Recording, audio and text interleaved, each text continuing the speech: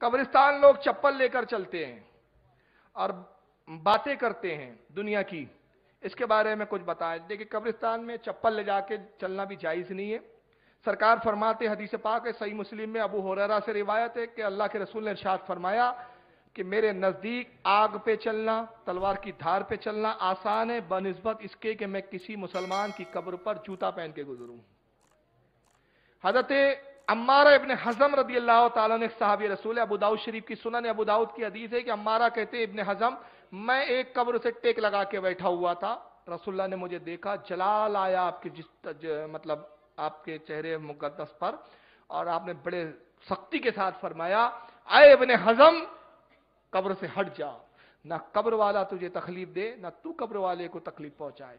अर्ज के या रसूलल्लाह, क्या इससे कब्र वाले को तकलीफ होती है? फरमाया, जो तू टेक लगा के बैठा है कब्र से, ऐसी ही तकलीफ होती है जैसे जिंदा को तकलीफ होती है। सरकार गरीब नवाज रदी अल्लाह तआला अन्हु ख्वाजा उस्मान हारूनी की मलफूजात अनीसुल अरवाह में फरमाते हैं, गरीब नवाज, कि कब्रिस्तान में दुनियावी बातें करने वाला मुनाफिक है। जो कब्रिस्तान में दुनियावी बात करे वो कौन है? मुनाफिक है। कि कब्रिस्तान दुनियावी बातों के लिए नहीं है बल्कि इबरत के लिए है। और एक रिवायत में आया कि जब कोई शख्स कब्रिस्तान में दुनिया की बातें करता है तो मुर्दे कहते हैं जो कब्र के, जिसको जिन और जानदार परिंदे सुनते हैं, और परिंदे और नबातात और हैवानात सुनते हैं, सिवाय जिन्नातों के और इंसानों के। सरकार कहते हैं सवाए इंसानों और जिन्नातों के अल्लाह की हर मखलूक उसको सुनती है, हत्ता कि जानवर और परिंदे तक सुनते हैं। कि साहिब कब्र कहते हैं कि लोगों, अल्लाह का खौफ खाओ, मौत जिसके ताकुब में हो और जिसका ठिकाना गहरी अंधेरी कब्र हो और कीड़े की जो गिजा बनने वाला हो, उसे शर्म आनी चाहिए कि वो कब्र में दुनियावी बात करता है। तो बहरहाल ये बहुत बड़ा गुनाह है, बहुत बड़ा सख्त वबाल है। दलील आरिफीन ख्वाजा गरीब नवाज की मलफूजात है, जिसको ख्वाजा बख्तियार काकी ने तरतीब दिया है। उसमें एक वाक़या नकल किया है सरकार गरीब नवाज ने। कहते हैं कि जब मैं ख्वाजा उस्मान हारूनी की सोहबत में था तो एक मरतबा ख्वाजा उस्मान हारूनी ने मुझसे कहा कि मोइनुद्दीन, फुला जंगल में जाओ, वहां तुम्हें एक अल्लाह का वली मिलेगा, उसकी सोहबत कुछ दिन इख्तियार करो, उससे तुम्हें कुछ सीखने को मिलेगा। तो सरकार गरीब नवाज फरमाते, मैं तलाश करते हुए उस बुजुर्ग की निकला, तो जंगल में पहुंचा तो देखा कि गुफा है और उस गुफा के सामने एक शेर बैठा हुआ है। तो ये इब्तदाई दौर था गरीब नवाज का, जब जवानी का आलम था और मुर्शिद की सोहबत में आप रियाजात मुजाहिदे कर रहे थे और सुलूक की मनाजिलों को तय कर रहे थे। तो गरीब नवाज फरमाते, ख्वाजा गरीब नवाज के, उस शेर को देख के मैं डर गया और कांपने लगा कि अंदर कैसे जाऊं। उस गुफा में बुजुर्ग थे और शेर बाहर रखवाली कर रहा है। तो अंदर से आवाज आई, हालांकि बुजुर्ग ने देखा नहीं इनको, मगर कश्फ से जान लिया। आवाज आई, मोइनुद्दीन अंदर चले आओ, जो अल्लाह से डरता है वो मखलूक में किसी से नहीं डरता, अंदर चले आओ। जब ये आवाज है तो इनको हिम्मत हुई, अंदर गए तो शेर ने कुछ नहीं किया। सरकार गरीब नवाज फरमाते, खुदा की कसम मैंने ऐसा शख्स अपनी जिंदगी में कभी नहीं देखा। मैंने देखा कि वो इंसान नहीं था, बस हड्डियों का एक ढांचा था, गोश्त था ही नहीं उसके जिस्म में, गोया हड्डी के एक ढांचे पर गोश्त और चमड़ी चिपका दी गई हो, ये उसकी कैफियत थी। आंखें धसी हुई थी कि अगर उसको कोई देख ले तो डर जाए। वो बैठा था और गुफा में एक पत्थर के ऊपर। तो मैंने कहा, वल्लाह क्या ऐसा भी इंसान कोई हो सकता है? कहा, मोइनुद्दीन मैं इंसान ही हूं और किसी मखलूक से नहीं। क्या तेरे पीर ख्वाजा उस्मान हारूनी ने भेजा है? कहा, हुजूर हाँ, मुझे उस्मान हारूनी ने भेजा। कहा, खामोखा तुझे तकलीफ दी, मुझ फकीर से तुझे क्या सीखने को मिलेगा? कहा, मुर्शिद ने भेजा है तो यकीनन आप में कोई कमाल होगा, मुझे अपनी सोहबत का मौका दें ताकि मैं आपसे कुछ सीखूं। फिर ख्वाजा गरीब नवाज फरमाते, मैंने उससे सवाल किया कि हुजूर मैंने आज तक ऐसा कोई इंसान नहीं देखा कि सिर्फ हड्डी का ढांचा रखा हो, तो ये हालत आपकी ऐसी क्यों है? क्या सबब है कि आप ऐसे हो गए? तो उसने कहा कि मोइनुद्दीन सुनो, मैं जवानी में बड़ा हसीन और जमील हुआ करता था। मेरे हुस्न का यह आलम था कि मैं बस्ती से गुजरता तो कवारी लड़कियां मेरी तरफ देखा करती थी और मुझे अपनी तरफ रागिब करती थी। मैं इतना हसीन हुआ करता था और मुझे अपने हुस्न पर बड़ा नाज था। मेरे कुछ दोस्त थे जो मजाक करते थे, हंसते थे, हम लोग मस्खरापन किया करते थे। एक मरतबा हमारे बस्ती में एक शख्स का इंतकाल हुआ, हम लोग जनाजे में गए। जब कब्रिस्तान पहुंचे तो इत्तेफाक से कब्र तंग हो गई थी उस मुर्दे के लिए।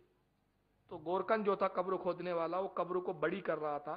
तो कुछ वक्त था तदफीन और दफन के लिए, तो हम लोग उस जगह से हटकर कुछ दूर चले गए, हम दोस्त और अहबाब। اور کچھ باتیں کرنے لگے. تبھی میرے ایک دوست نے ایک ایسی بات کہی جس پر مجھے بہت زور زور سے ہنسی آنے لگی اور میں کہہ مار کے ہنسنے لگا.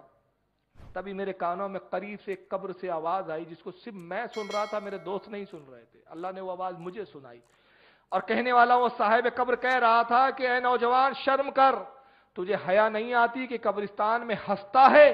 موت جس کے تعاقب میں ہو, قبر جس کا ٹھکانہ ہو, کیڑے مکوڑے جس کی غذا بننے والے ہو, جس کی غذا کیڑے مکوڑے کو جو غذا بننے والا ہو, اس کو ہنسی سے کیا کام؟ تو میں لرز گیا, خوف الہی مجھ پر طاری ہوا.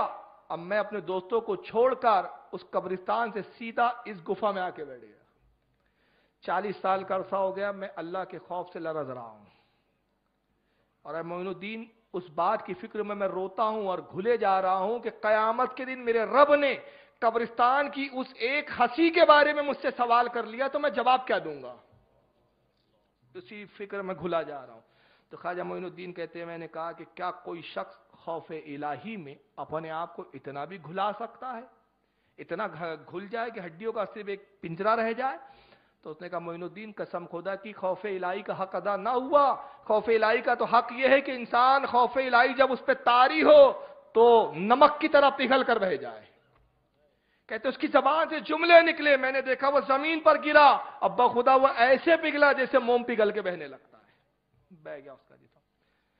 تو یہ خوف الہی ہوتا تھا بزرگان دین میں. مگر آج افسوس کی بات ہے, ایسے سوال بڑے اچھے لگتے ہیں, اس سے اصلاح معاشرہ بھی ہوتا ہے, ایسے سوال پوچھنے بھی چاہیے. آج افسوس یہ ہے کہ قبرستان تو بہت دور کی بات, جنازہ چل رہا ہوتا ہے, ہم دنیا کی باتیں کر رہے ہوتے ہیں. بعض لوگوں کا یہ حال ہوتا ہے کہ اس وقت بھی اپنے موبائل کو بند کرنا پسند نہیں کرتے.